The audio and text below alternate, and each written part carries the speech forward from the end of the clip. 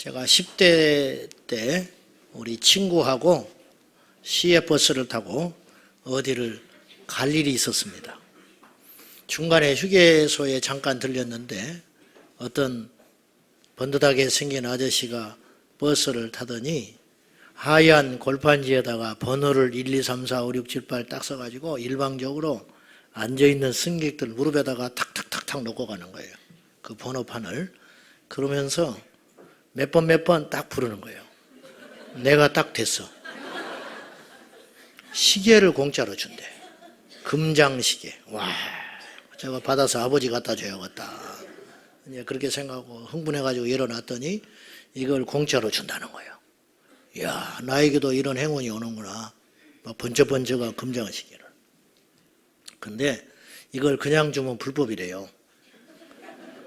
수입해 온 거라 통관 절차가 있어서 다 등록돼 있어서 세금을 내야 된대. 그래서 그 세금이 10,000원이래. 그래서 세금만 받고 시계를 주겠다는 거야. 사람을 뭘로 알고. 결국 10,000원짜리 시계 파는 거죠. 여러분, 어떤 육체적으로 좋은 일이 생길 때 내게 쾌감을 주고 내게 즐거움을 가져다 줄 때는 의심해 봐야 됩니다. 마귀는요, 절대로 손해보는 짓을 안 합니다. 예수님께서 광야에서 시험을 받을 때 그것이 왜 시험이냐, 그럴듯하기 때문에 시험이라는 거예요. 시험은 때로 공격보다 무섭습니다. 때로는 태양은 바람보다 더 무섭게 우리를 옷깃을 벗어버리게 만들잖아요. 예수님이 광야에서 시험을 받을 때 내게 절해라. 사단이 그랬어요. 내게 절만 한번 딱 하면 이 세상의 모든 것은 하나님이 나에게 주신 것이기 때문에 너에게 주겠다. 그냥 한번 수고하는 것 치고는 대가가 너무 크잖아요. 그래서 사람들이 속는 거예요. 이까짓 거 넘어가는 게 너무 많아. 이거 나 하나쯤, 오늘 하루쯤, 그래서 우리 인생이 굴러 가다가 어디를 가게 되냐면 지옥을 가는 거예요. 마귀는 사람은 인간이라고 그러잖아요. 그게 사이간자입니다. 하나님과 마귀 사이에 끼어있는 존재가 인간이에요.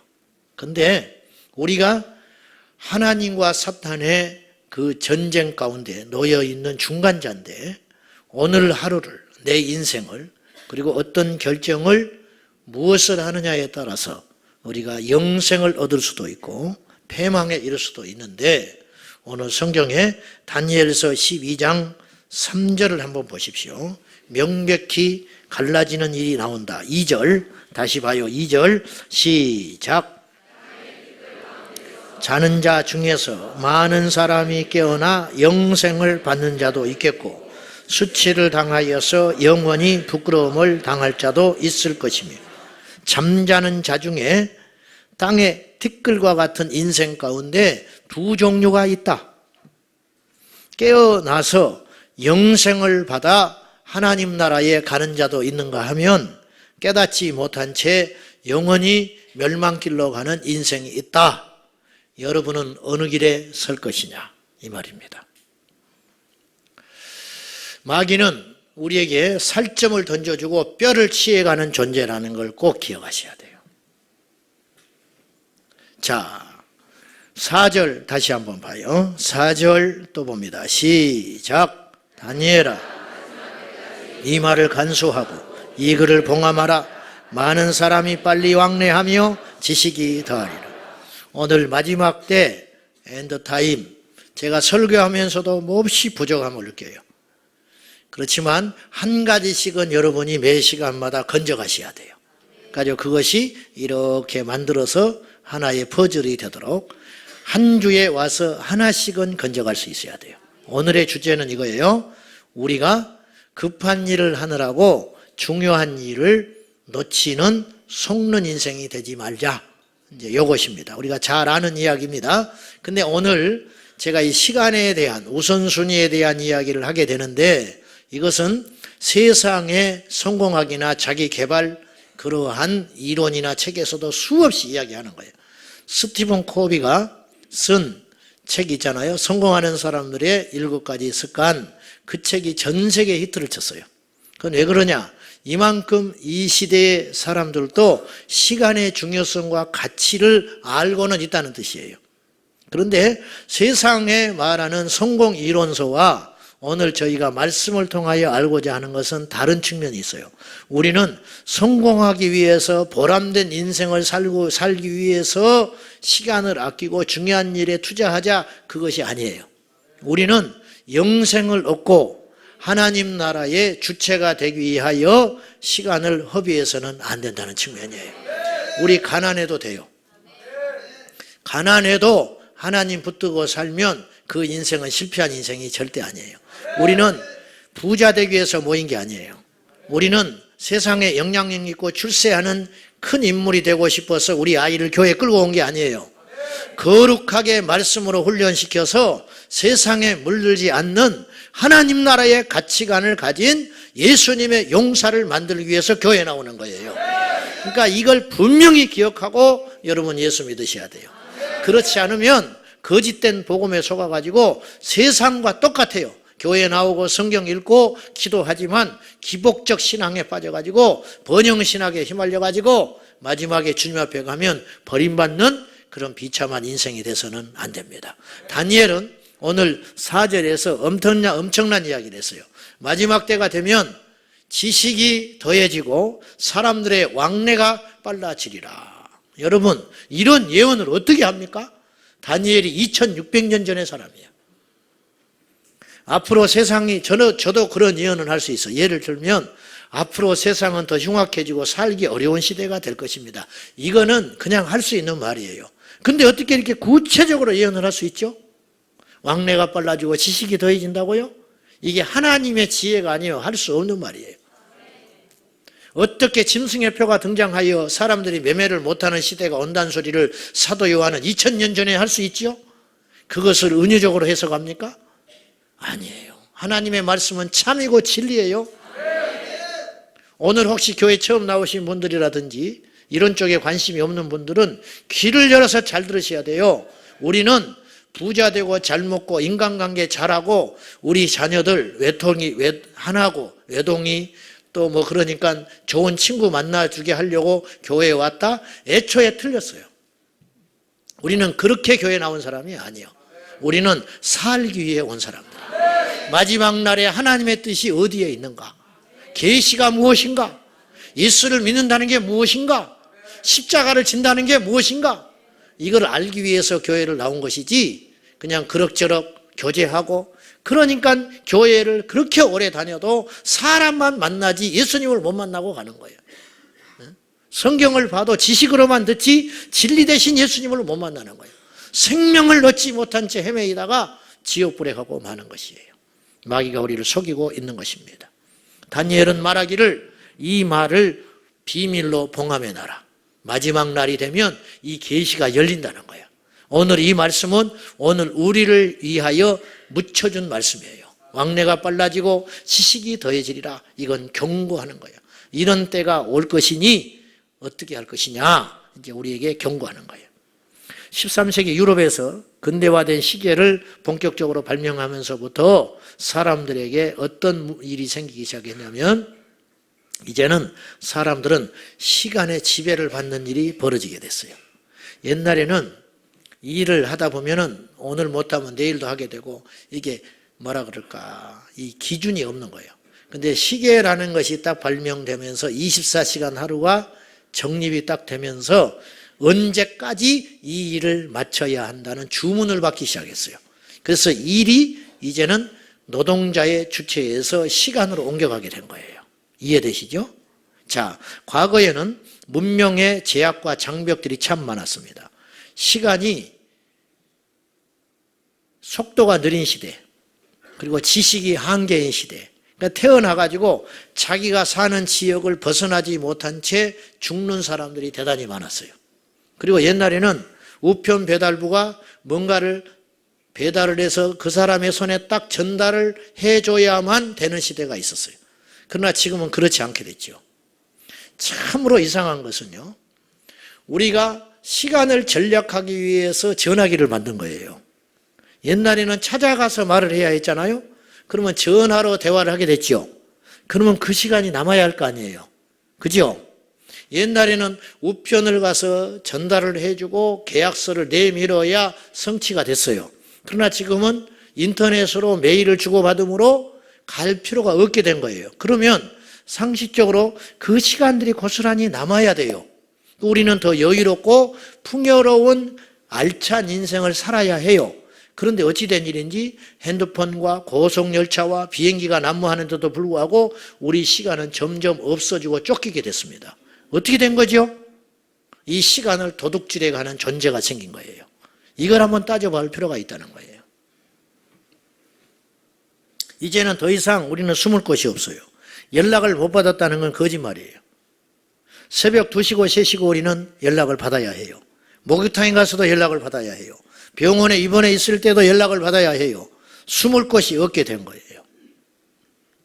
어떤 사업가는 자기 집에 손님을 초대해가지고 2시간 동안 식사를 하게 됐는데, 사업가이기 때문에도 그렇겠지만은 식사를 하는 그 2시간 동안 500통의 메일을 받았다는 거예요. 우리는 지금 그런 홍수 속에 뭔가에 빠져들어서 살아가고 있는 거예요. 과연 우리는 이대로 가다가 어디에 도착하게 될까요? 과연 그런 사이에 우리가 놓치는 것은 과연 무엇일까요? 중요한 것은 이것이에요. 오늘 우리가 하루하루 급한 일에 몰입하여 살면서 잃어버린 중요한 가치들이 있다는 거예요. 첫째, 우리는 묵상과 생각의 가치를 잊어버리고 살아요. 시편 1편 1절과 2절 봐요. 다 같이 시작. 복 있는 사람은 죄인들의 길에 서지 아니하며 오만한 자들의 자리에 앉지 아니하고 오직 여호와의 율법을 즐거워하여 그의 율법을 주야로 묵상하는 자로다. 말씀을 주야로 묵상하고 읽고 내 마음에 새겨야 내가 가는 길이 어떤 길인지 알 수 있는 거예요. 근데 오늘날 이 시대 그리스도인들이 생각이 없이 세상을 살아가요. 우리 젊은이들도 마찬가지고.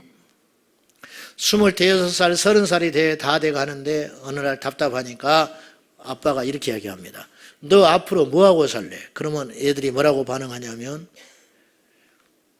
그런 머리 아픈 소리 하지 마. 나이가 30살이 됐는데 머리 아프대. 왜냐? 어떻게 내가 살아가지? 이런 생각을 안 하고 사는 거예요. 그러니까 그런 생각을 마침내 하려다 보니까 머리가 깨지는 거예요. 그래서 안 하게 되는 거예요. 계속 그 생각을 안 하는 거예요. 게임에 몰두한 아들한테 너 게임 좀 그만해라 그랬더니 15층에서 뛰어내려서 죽어버렸어. 이런 시대에 우리가 맞이하고 있는 거예요. 어떻게 하면 되지요? 생각이 없는 시대에 살고 있는 거예요. 여러분, 성경은 우리에게 요구해요. 생각해 보라는 거예요. 공중 나는 새를 보거든 생각해야 돼요. 저 새가 뭘 먹고 살지? 굶어 죽지 않는 이유가 뭘까? 하나님이 공급해 주는구나. 그럼 나도 공급해 주시겠지. 이렇게 결론을 내리라는 거예요. 근데 생각을 안 해요. 조나단 에드워즈는 미국의 대각성 운동의 주자였는데 이분은 깊이 생각할 것을 우리에게 요구하고 있어요. 이분은 이 70가지의 결심문이라는 걸 썼어요. 거기에 이런 말을 했어요. 12살 때인데, 매사에 나는 나의 죽음과 죽은 다음에 무슨 일이 일어날지에 대하여 끊임없이 생각하자. 12살 소년이. 조나단 에드워즈는 12살 때 영혼에 대해서 묵상을 했대요. 내 영혼은 어디로 갈 것인가. 12살 때 거미를 깊이 연구했어요. 그러니까 논문을 썼어. 14살 때 조나단 에드워즈는 인간의 마음에 대하여 성찰을 하고 논문을 썼다는 거예요. 조나단 에드워즈가 대단한 천재인가? 그럴 수도 있지만 그 시대에 그런 사람들이 많이 있었다는 거예요. 오늘 이 시대는 생각하지 않는 시대예요. 말씀을 묵상해야 내가 가는 이 길이 십자가의 길인지 넓은 길인지, 말씀을 묵상해야 내가 지금 앉아있는 이 자리가 교만한 자리인지 겸손한 자리인지 살리는 길인지 죽이는 자리인지 알 것인데 생각 없이 이 시대를 살아가고 있다 그 말입니다. 전도서 7장 14절에는 성경은 오늘 우리에게 이렇게 요구합니다. 다 같이 시작. 공고한 날에는 되돌아보아라. 이 두 가지를 하나님이 병행하게 하사 사람이 그의 장래일을 능히 헤아려 알지 못하게 하시었느니라. 공고한 날에는 생각을 하라는 거예요. 뒤돌아보면서 생각을 하라는 거예요. 생각을 해야 견딜 수 있어요. 근데 생각이 없는 거예요. 아무 생각 없이 그냥 하루하루 살아가는 거예요. 어느 날 정신 차려 보니까 2019년이 됐어요. 어느 날 정신 차려 보니까 내가 결혼을 했네. 어느 날 정신 차려 보니까 내가 장사를 하고 있어. 어느 날 정신 차려 보니까 내가 죽게 된 거예요. 그때는 늦다는 거예요. 우리의 가는 길이 어떤 길인지 깊이 생각하고 성찰하고 묵상하는 이 지혜가 오늘 우리에게 필요합니다. 하루하루 살면 큰일 나요. 어느 날 우리가 아무런 생각 없이 준비 없이 돈만 벌다가 성공만 쫓다가 쾌락만 쫓다가 하나님 앞에 턱 서는 날이 오지 않기를 축복합니다. 두 번째는 우리가 분주하고 급한 일에 쫓겨다니느라고 중요한 가치 두 번째 걸 잊어버렸는데 인생의 광야를 잊어버렸어요. 광야는 단순히 고난과 연단의 시간이라고 생각할 수 있지만 광야는 물론 그렇기도 하지만 이렇게도 생각해 볼 수 있어요. 시간이 정지된 곳이에요. 광야에서 시간이 무슨 필요가 있습니까? 광야에서 농사를 어떻게 짓겠습니까? 광야에서 나의 계획이 무슨 필요가 있겠습니까?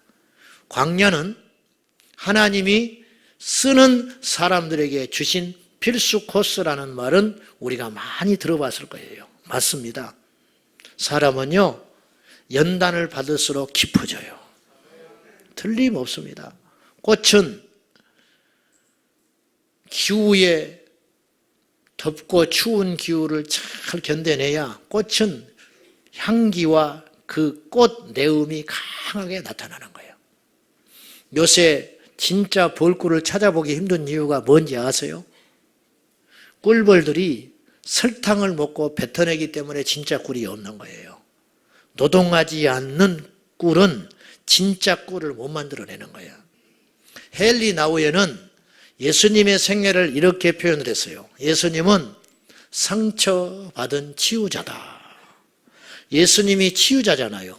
인생의 문제, 질병의 문제, 마음의 병들 이런 걸 고쳐주신 치료자이신데 예수님이 어떻게 해서 그런 치유자가 되셨느냐? 당신이 먼저 상처를 입으신 분이라는 거예요.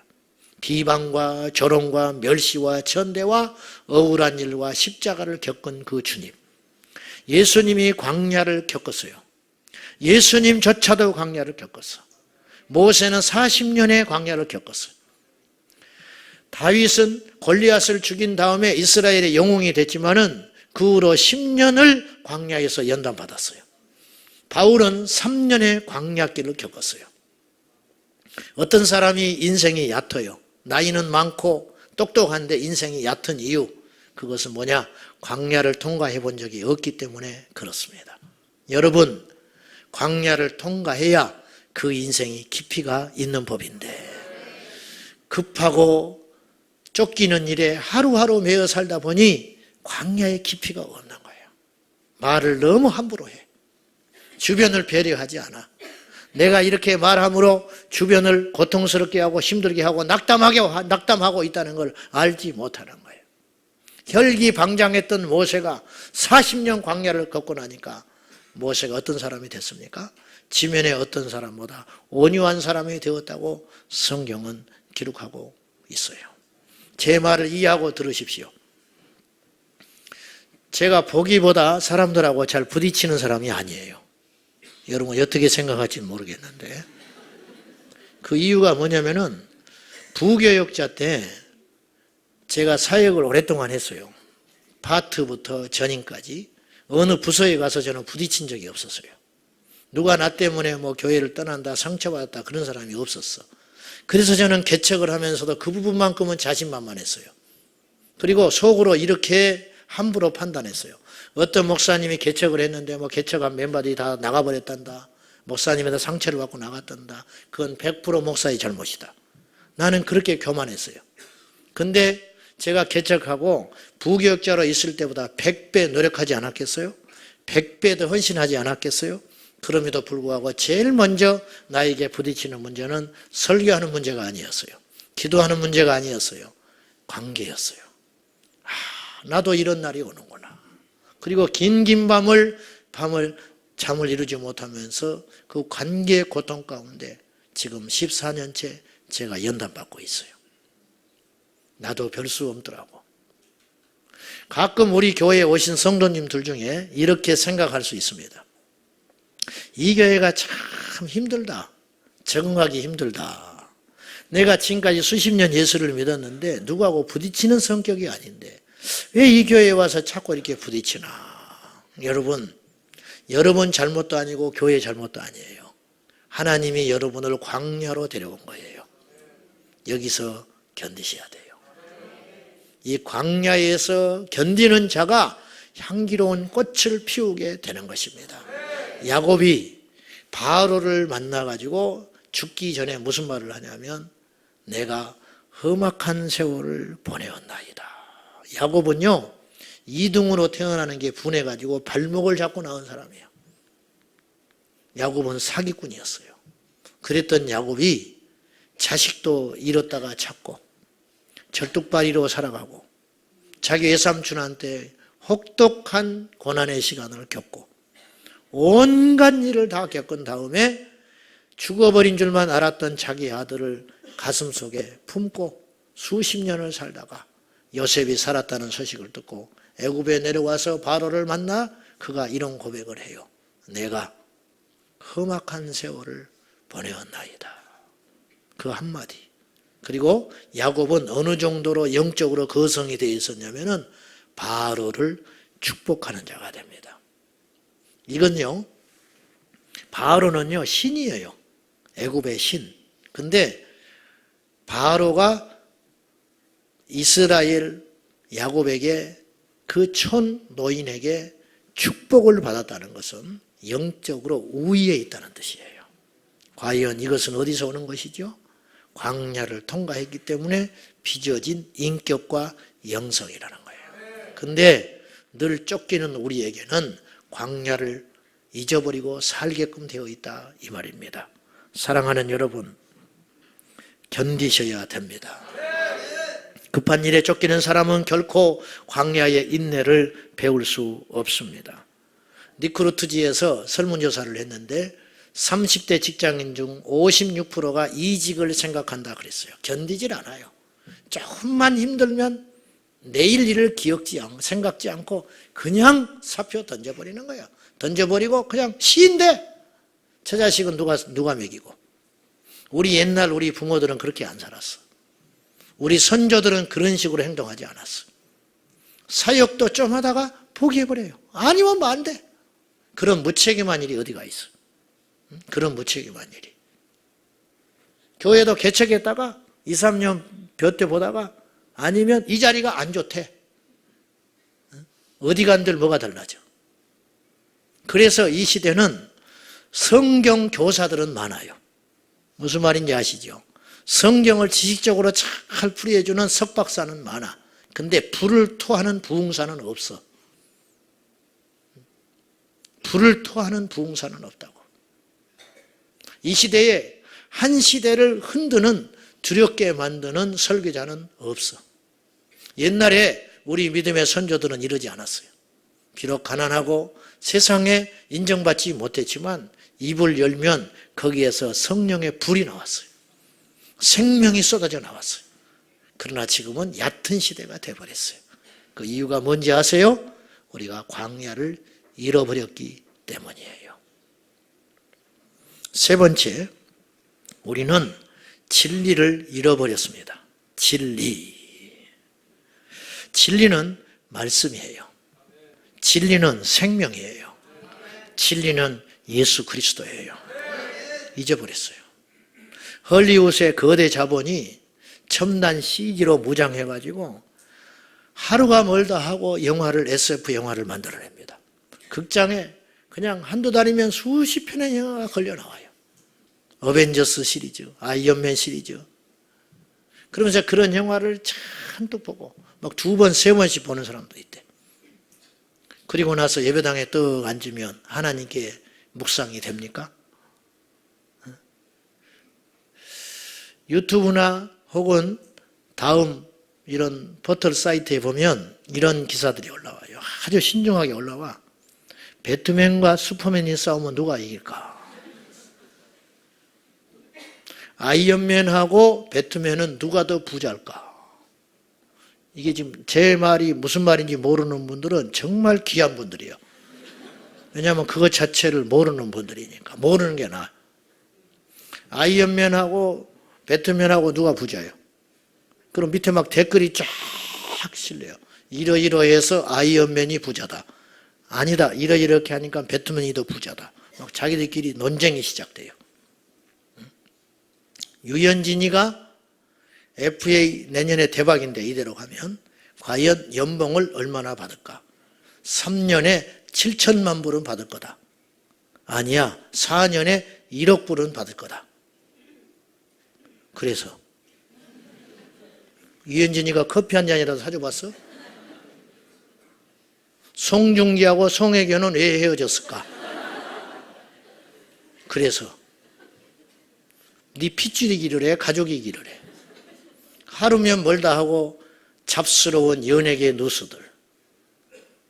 도대체 우리의 생각과 사고를 빼앗으려고 하는 사탄의 저희는 무엇인 거예요? 이런 것에 휘말려 가지고 우리가 말씀이 묵상이 됩니까?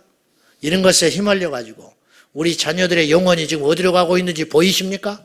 이런 것에 휘말려 가지고 여러분 10년, 20년 후에 우리의 미래는 어떻게 될 줄로 생각이나 하고 사십니까? 아무런 관심이 없게 되는 거예요. 사람은요, 빵을 먹으면 밥을 먹을 수 없는 거예요. 무슨 말이냐면 하나만 들어올 수 있다 이거예요. 빵을 먹으면 밥 들어올 틈이 없는 거예요. 우리에게는 하나님이 24시간이라고 하는 가장 공정한 시간을 줬어요. 그 24시간을 세상의 것들로 채워버리면 영적인 가치 있는 시간은 들어올 틈이 없는 겁니다. 그래서 속는 거예요. 그래서 우리가 정말로 이 시점에서 무엇에 우리의 마음을 뺏기며 시간을 뺏기며 인생을 허비하고 있는지 우리가 잘 따져봐야 한다 그 말이에요. 제가 입버릇처럼 하는 말이 기도하면 시간이 남는다 이런 표현을 썼어요. 기도하면 시간이 남는다. 왜 기도하면 시간이 모자라야지 남습니까? 우리가 가서 아까도 말했다시피 가서 만나야 할 사람을 핸드폰으로 만났으니까 몇 시간이 전략이 돼서 남아야 되잖아요. 근데 어째서 핸드폰이 더 발전할수록 우리 시간은 더 없어지냐 그 말이에요. 이게 원리가 있다라는 거예요. 기도를 하면 왜 시간이 더 남는가? 왜 핸드폰에 빠져 살면 우리는 시간이 더 없는가? 이 원리를 좀 알자는 거예요. 기도를 하면 하나님이 나를 중심을 딱 잡아주셔요. 어느 것이 옳은지 그른지 무엇을 해야 할지 어떤 것을 내가 잘못하고 있는지 하나님께서 내게 찾아오셔서 기도하는 중에 말씀하시기 때문에 정리가 되는 거예요. 사람 만날 필요가 없어요. 누구하고 수다 떨 이유가 없는 거예요. 남의 허물이나 비방이나 말할 여유가 없는 거예요. 그러므로 그 시간이 고스란히 남는 거예요. 그래서 기도하면 시간이 남는 거예요. 그러나 세상에 휘말려 살다 보면 24시간 아니라 240시간을 오늘 하루에게 허락해 주셔도 그 시간은 낭비되는 시간이기 때문에 육체의 쾌락을 쫓아가는 시간이기 때문에 모자라는 시간이 되는 것이에요. 과거에 연금술사들이 있었어요. 굴이나 철을 은이나 금으로 바꿀 수 있다고 확신하는 사람들이 연금술사였어요. 평생 그것에 매진하고 살다가 인생 허비하고 마지막에 후회하고 죽는 사람들이 연금술사였어요. 오늘날도 연금술사들이 있어. 주식, 비트코인 거기에 빠져가지고 하루 종일 모니터에서 눈을 떼지 못한 채 이것만 바라보다가 인생을 탕진하는 사람이 수십만 명이 될 거예요. 우리나라에. 외모주상주의와 성공주의에 빠져서 오늘 또 자신의 영혼에 있어서 무엇이 중요한지 필요한지 모른 채 세상의 권세자 된 사탄에게 영혼을 털털 털려가지고 오늘 또 살아있으되 죽은 자처럼 멀쩡한 인간이 돼 그 안에는 하나님의 영이 없는 그런 괴물이 되어서 하루하루를 살아가는 인생들이 이 땅에는 얼마나 많습니까? 빨리 돌이켜야 됩니다. 마지막으로 그러면 이런 진단을 한다는 것보다 더 중요한 건 우리는 지금 어떻게 살아가야 되냐는 거예요. 이걸 한번 두 가지로 요약해서 생각하고 말씀을 맺을게요. 첫째는 구체적인 결단, 오늘 우리가 할 필요가 있어요. 미디어를 끊어야 됩니다. 우리 아이들 예배 드리러 올 때 우리 핸드폰 다 뺐습니다. 핸드폰. 끝나자마자 정신없이 달려가가지고 이거 붙들고 교회 복도에서 다 앉아있어요. 어른들도 마찬가지야. 지금 예배 드렸잖아요. 여러분 결단했지요. 기도하겠다, 말씀 보겠다, 사랑하겠다, 전도해야겠다, 이 말세에 깨어 있어야겠다. 울면서 막 기도해. 그리고 올라가서 10분 있다가 이거 보고 있어. 그러면요, 조금 전에 결심했던 것들이 싹 없어져 버리는 거예요. 이런 시간들을 우리가 지금 계속 반복해서 보내고 있어요. 여러분, 기도 없이는 살 수 있죠, 여러분.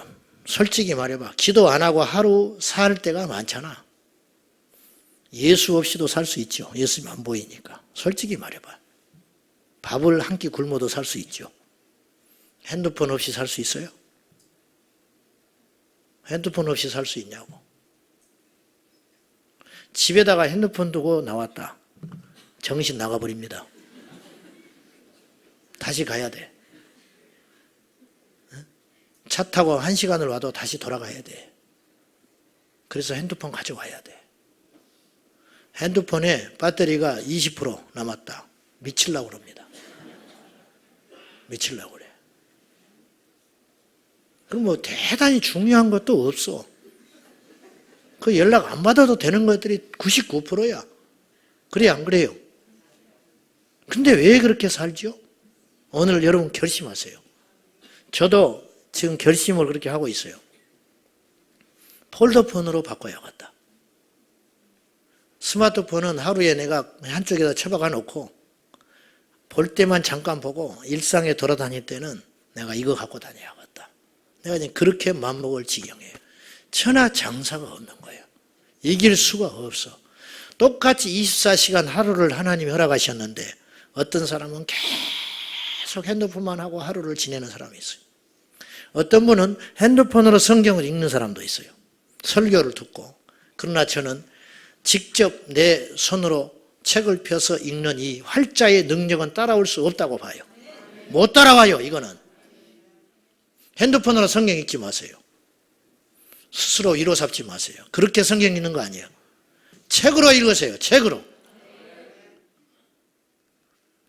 일하면서 국동방송 듣고 자기는 믿음이 있다고. 천만에 그렇게 신앙생활 하는 거 아니에요. 내 눈물, 내 땀, 내 손과 발 움직여가지고 오프라인으로 내가 하나님께 예배할 때 와서 기도하면 너희는 이 세대를 본받지 말라. 내가 하나님의 모든 자비하심으로 너희를 권하노니 너희의 몸을 하나님이 기뻐하시는 거룩한 산 제물로 드리라. 너희의 몸을, 그 말은 어떤 의미예요? 내가 직접 오라는 거예요. 내 시간을 드리라는 거예요. 말로만 하지 말고 내 몸을 하나님께 비춰라. 하나님께 보여라. 그러자니 그걸 끊어야지요. 사랑하는 여러분, 끊으세요. 세상에 시간을 허비하고 가상 공간에 우리의 생각과 우리의 마음을 뺏기는 순간 하나님 앞에 나올 영적인 의지는 꺾여버린다는 거, 이거를 누차 아시고 우리 자녀들을 여기서 건져내야 돼요.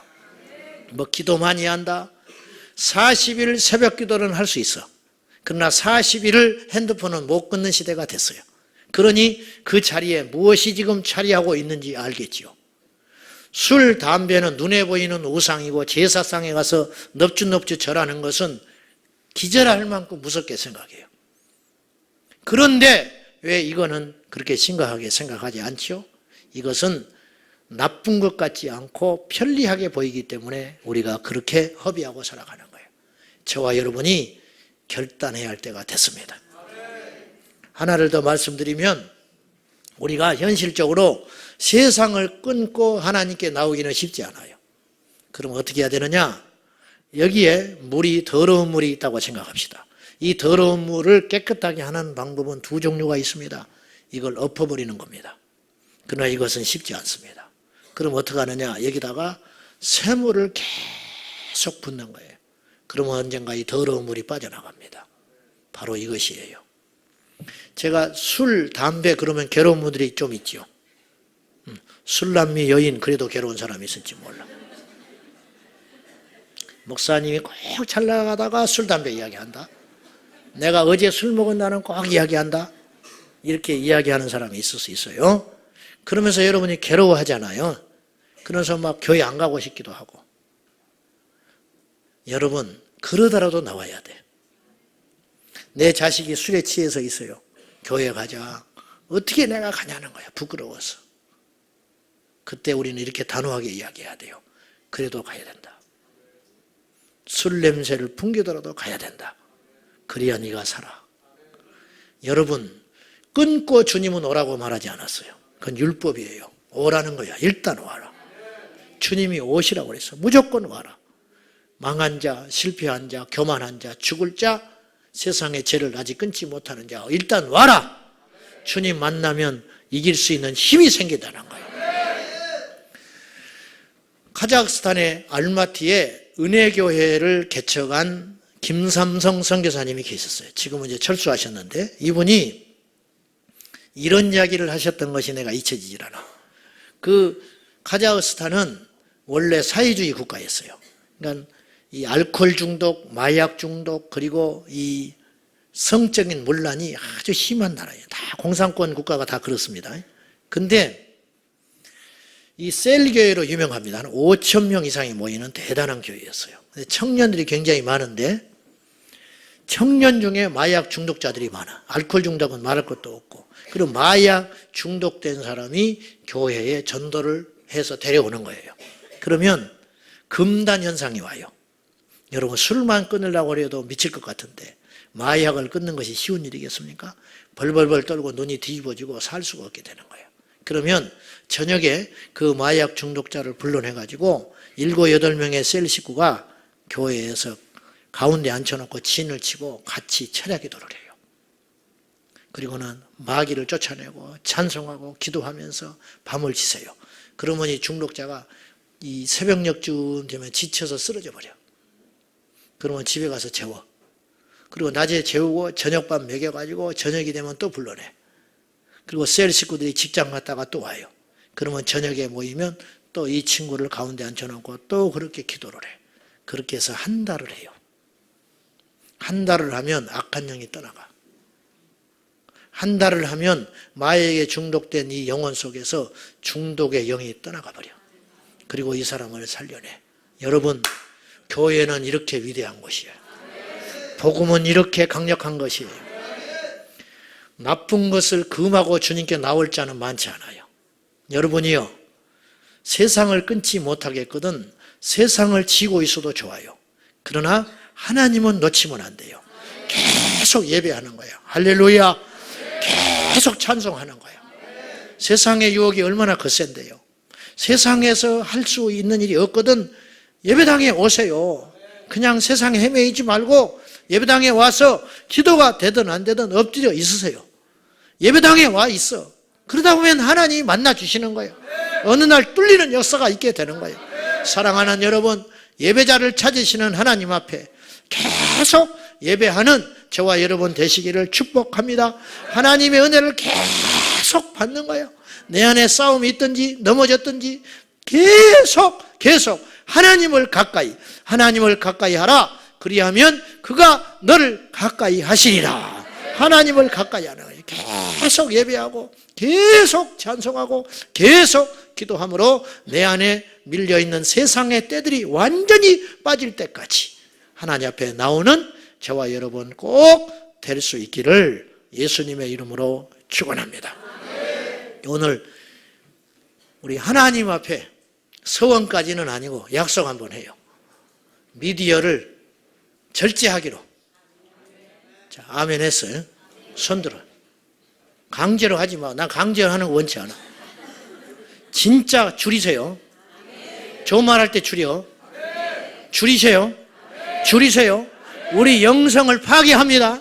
요것들이 우리 영성을 파괴해. 거기서 죄가 시작돼.